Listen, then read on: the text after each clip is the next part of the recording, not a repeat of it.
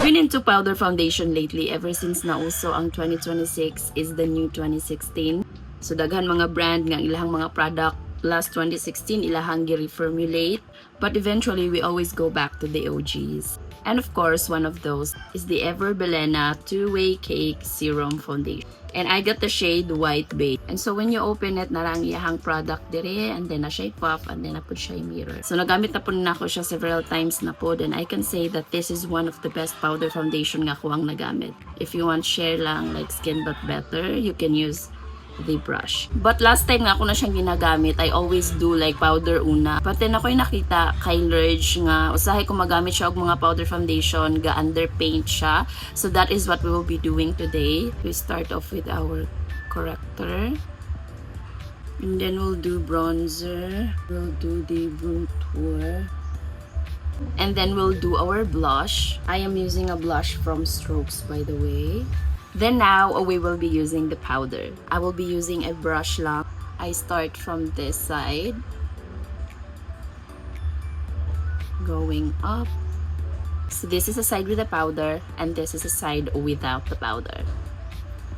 And you can definitely build it up. And if you look closely, wala gud siya yung mga cakiness nga nahitabo diri, guys. Maybe because serum foundation siya. This side.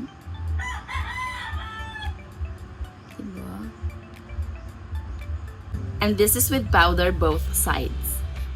Isa jud sa na-notice na ko ani nga powder no kay dili niya idal gani ang imong face, like flat powder gid kaayo ang finish sa imong face. It still give you that luminous, it still shows your skin underneath.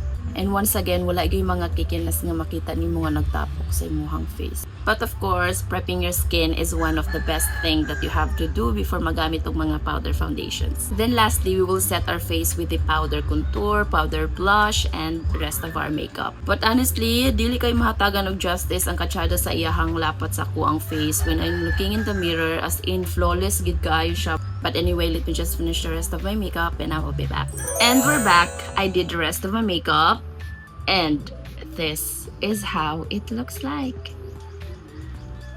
And by the way, nag-spray na ko og fixing spray. And after that, ato na pong patungan og powder. Like, iset gihapon na to siya og powder, guys. Because our purpose is just to lock in everything. And there you go. This is our look for today using the powder foundation from Ever Belena.